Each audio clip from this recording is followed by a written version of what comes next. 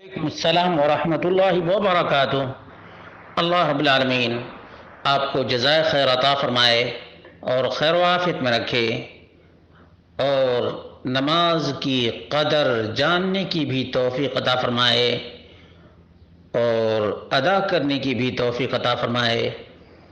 آپ کا سوال تھا کہ سردی کے موسم میں نماز کا وقت دھڑا دھڑ آ جاتا ہے تو اس میں بڑی الجھن سی ہوتی ہے۔ اللہ رب العالمین ہم سب کو مرتے دم تک، بلکہ نماز کی حالت میں موت دے تو زیادہ ہی بہتر ہے۔ دعا ہے، التجا ہے اور اللہ رب العالمین سے فریاد بھی ہے۔ آپ میڈیکل لائن کے ڈاکٹر ہیں، یہ بات کہنے کی ضرورت نہیں ہے کہ سردی کے موسم میں انسان کو حرکت کی زیادہ ضرورت ہوتی ہے،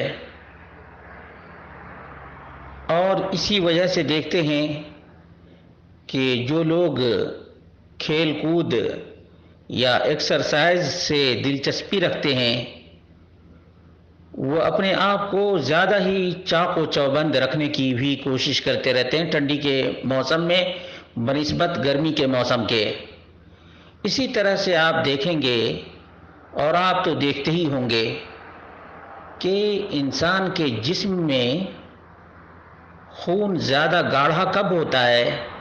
ٹھنڈی کے موسم میں، اور زیادہ تر جو فالج کا حملہ ہوتا ہے وہ ٹھنڈی ہی کے موسم میں ہوتا ہے۔ ویسے دیگر مواسم میں بھی بعض افراد کو یہ بیماری لاحق ہوتی ہے، لیکن ٹھنڈی کے موسم میں زیادہ ہی کچھ ایسے مریض میں اضافہ ہوتا ہے۔ یہ آپ کے مشاہدے میں ہے۔ ویسے نماز میں دل نہ لگے تو آپ اللہ رب العالمین کی نعمت پر غور کریں، اور اللہ تعالیٰ کی نعمت کی قدردانی وہ زیادہ ہی کرتا ہے جو اپنے سے نیچے کو دیکھتا ہے۔ جب کسی بیمار کو دیکھتا ہے تو اللہ کا شکر ادا کرتا ہے، جب کوئی چلتا ہوا آدمی معذور کو دیکھتا ہے تو اللہ تعالیٰ کا شکر ادا کرتا ہے۔ آپ جتنی ہی اللہ تعالیٰ کی نعمتوں پر غور کریں گے اتنی ہی آپ شکر بجا لائیں گے، اور انہی شکریہ اعمال میں سے اہم ترین عمل نماز ہے۔ ان چیزوں پر غور کیجئے، انشاءاللہ نماز میں لذت ملے گی۔ اور اپنے اوپر غور کیجئے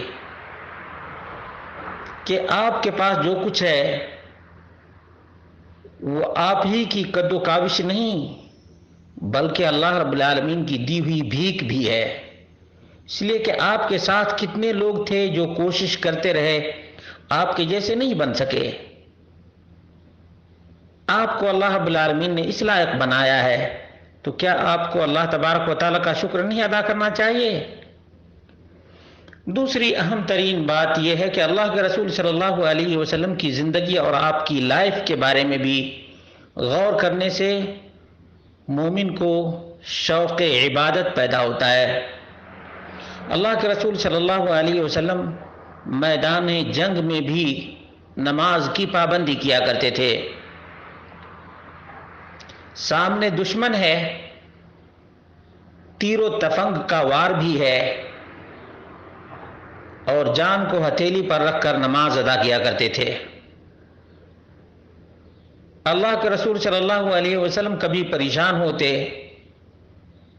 تو بلال کو حکم دیتے، ارحنا بہا یا بلال، بلال اذان دو، نماز پڑھیں گے تو راحت، سکون اور اطمینان نصیب ہوگا۔ اللہ رب العالمین نے فرمایا، الا بذکر اللہ تطمئن القلوب، اللہ رب العالمین کے ذکر ہی سے تو اطمینان قلب نصیب ہوتا ہے۔ اسی طرح سے اللہ کے رسول صلی اللہ علیہ وسلم کے فرمان پر غور کیجئے، جعلت قرۃ عینی فی الصلاۃ، میری آنکھوں کا ٹھنڈک نماز میں ہے، سکون میسر ہوتا ہے آدمی کو۔ بعض لوگ بڑے ٹینشن میں ہوتے ہیں، نماز پڑھتے، اللہ رب العالمین سے دعائیں کرتے، التجائیں کرتے، اور بفضل ہی تعالی موڈ فریش ہو جاتا ہے۔ ویسے بھی بہت سے دیگر فوائد ہیں، چند جو اسباب اللہ کے رسول صلی اللہ علیہ وسلم سے ثابت ہیں انہیں بھی اپنانے کی کوشش کیجیے۔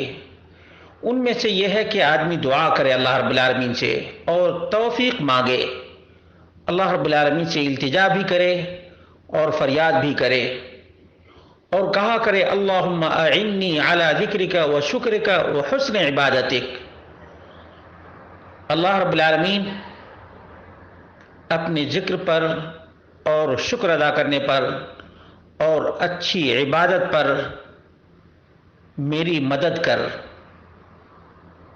ابو داود کی 1522 نمبر کی اور نسائی کی 1303 نمبر کی روایت ہے، عن معاذ بن جبل ان النبی صلی اللہ علیہ وسلم ان رسول اللہ صلی اللہ علیہ وسلم اخذ بیدہ وقال یا معاذ واللہ انی لأحبک واللہ انی لأحبک فقال اوصیک یا معاذ لا تدعن فی دبر کل صلاة تقول اللہم اعنی علی ذکرک و شکرک و حسن عبادتک۔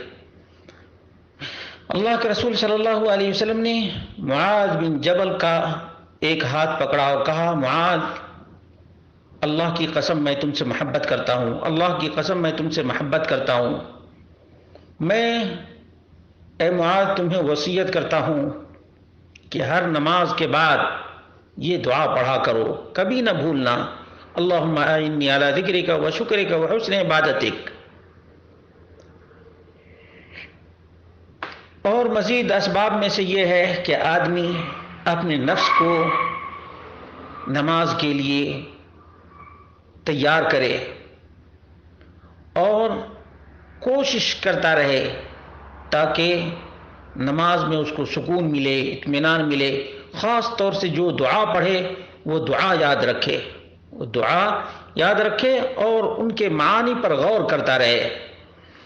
اللہ رب العالمین نے فرمایا یا ایھا الذین آمنوا اصبروا وصابروا ورابطوا واتقوا اللہ لعلکم تفلحون۔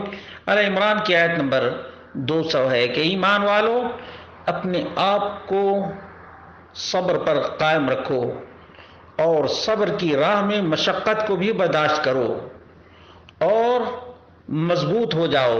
اللہ رب العالمین سے ڈرتے رہو کہ اللہ رب العالمین کامیابی اور کامرانی سے ہم کنار کرے۔